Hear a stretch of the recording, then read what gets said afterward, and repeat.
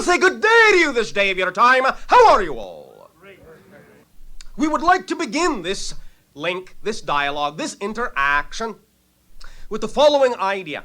We have of late been communicating to many of you the notion of techniques for learning how to really stay in the moment, live in the moment, be in the moment, as you say in your language. For it is essential, if you really want to manifest the reality of your preference, the reality of your joy, that you learn to do so. Because only by living in the moment do you allow yourself to be capable of receiving the kind of transformation and the kind of change you say you prefer in life. The reason for this, fundamentally, basically, is because there is only now. Anytime you look, it will never be then. It will only be now. And therefore, if you are not living in the now, you are not, shall we say, present enough to receive the reflections, the gifts, the ideas that you say you prefer in your reality. If you are not at home when opportunity knocks, then it shall go unanswered. It shall go unexperienced by you. So learning to stay in the now, learning to not judge what is going on in your life, but learn to work with it in a constructive and positive way, will assist you greatly in helping you manifest or allow for the manifestation of what you say you most strongly desire in your heart of hearts that your lives can be. The idea is to understand again everything as energy, for everything is but energy in motion, emotion, and thus in that sense allowing yourself to feel, to vibrate in harmony with the idea of your joy, your excitement, your unconditional love is what will allow you to be operating on the highest frequency possible. And in operating on the highest frequency possible, you will simultaneously be allowing yourself to be the truest version, the most natural version, the most original version of yourself that you can. And in doing that, by operating on that high frequency, by functioning as your natural self, your life can unfold automatically, effortlessly, magically, miraculously, as you say. For miracles are really not the exception to the rule, they are the norm. Your reality has been created to be the exception to the norm of experiencing magic and miracles all the time.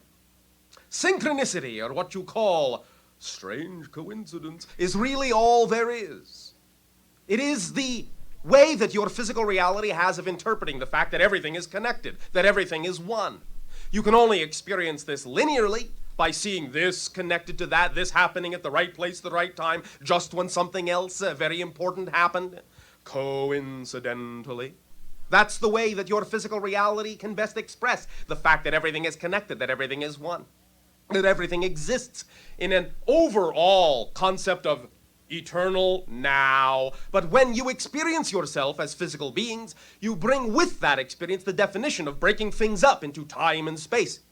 And so the closest you can really get to the concept of really experiencing everything eternally now is the idea of the synchronicity, the coincidence, that right place, right time, connective feeling that lets you know that everything really is one, but you can experience that in a one after the other kind of effect in your reality. But still it can unfold very effortlessly, very magically, if you learn to stay in the now. And again, the key to that is to be in love with what's going on in your life, to be in love with yourself utterly, unconditionally, and totally, for you deserve to be. You were created in the image of the all, that is, of the infinite, and there is no reason why you should treat yourself with any less respect, or any less value, or any less deservability than the infinite has for you by creating you to begin with. If you were worthy of creation in the eyes of the infinite, why argue with that gift? Why discount that idea? Why judge yourself so harshly?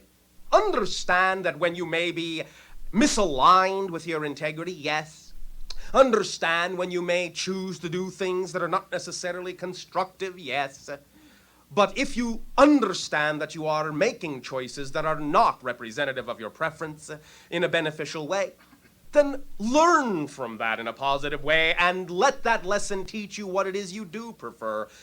We would simply suggest, although of course it is your life, you can do what you want, we're not here to tell you what to do, but we would simply suggest strongly that you take the time not to spend your time to worry that you have done something you don't want to do, spending time judging yourself for being such a bad person for having done this, or that you're doing something wrong, or that you don't get the hang of it, or one excuse or another.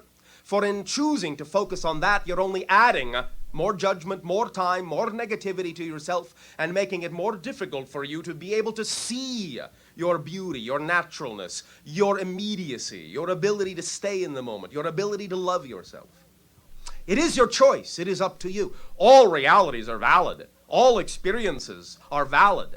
Even those in which you judge yourself in a negative way are valid because, again, you can learn from them. But it isn't so much, again, the idea of what happens to you. It's what you do with it, what you make of it, how you respond instead of react to it. It's learning to allow everything to serve you in a positive way, regardless of how you have been taught to think those things are supposed to be in your life, for what reason, or this or that, or that they're supposed to be negative, or supposed to be one thing or another. There is no supposed to be. There is only what you have been taught to label things as.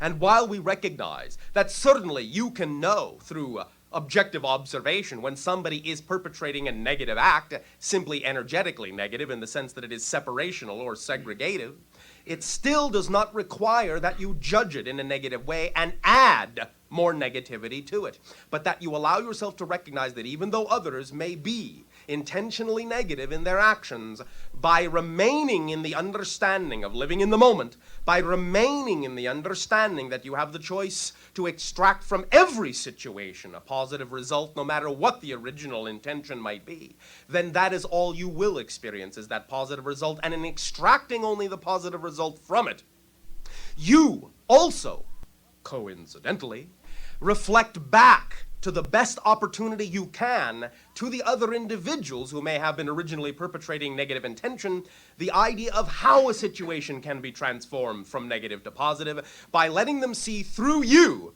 not a reinforcement of their negativity, but a beautiful, bright, and shining reflection of positive understanding of your strength, that everything in your life happens for a reason, and let them see that light and give them the opportunity to recognize that they also have that light within themselves and do not have to perpetrate anything negative at all in their lives in order to get what they want. For you're all already as powerful as you need to be, because you were designed that way to get whatever you want without ever having to hurt yourselves or anyone else in order to do so. It's how you were designed. You are a complete kit. Being made in the image of the Creator, as you say, means you contain everything you need to be a creator of your reality. You are missing no pieces. You have it all. It's just that by allowing yourself to experience the concept of physical reality with its definition of limitational focus, you have also learned to play the game of forgetting that you are in the image of the infinite. But that's all right too, because that's a valid way to experience yourself, and that's a valid part of the infinite, to forget that you are a part of it. But now is the time that you are, as a planet, as a species, as a civilization, remembering. You are awakening again from your deep, deep sleep of forgetfulness, and you are exploring realms of consciousness and many other new ideas that are really old ideas, but in a broader scale, in a broader sense, because you are waking up from the dream of forgetfulness into the dream of remembrance. All it takes is being in the now, living your joy, following your dreams, acting upon them, being your true self, and everything will begin to unfold in a natural and positive and creative and loving way, because it can only be a reflection of what you choose yourself to be. Remember, physical reality is but a reflection of your idea of yourself. There is nothing outside you. There is no outside. It is all inside. But it is a reflection back to you of yourself, of your state of being, of what you believe is most possible for you, or what you might fear is most possible for you. Whatever the strongest driving force, strongest emotion is, energy motion, is what the reflection will bounce back to you. Again, in the same way that we use the analogy of your glass mirror. If you look in the mirror and you see a frown on the reflection, do you reach out your hands and pull and push at the reflection in order to change it into a smile? No. You change your own face first, or you will never see a smile in the mirror. If you do not change yourself, you will never see the change in your reality. But the soonest that you change yourself, the smallest change you make within yourself, true change, knowing change, you cannot but help but see that reflected back to you. That's how it works. This is physics, not philosophy. That's how it works. We thank you for allowing us to reflect to you this idea that you already contained, and we thank you for allowing us to function as the mirror to remind you of what you already knew. In return for the gift that you are giving to our civilization now through me, in allowing us to experience all of you, I ask at this timing, in what way may we and I be of service to you? You may begin with sharing in any way, shape, and form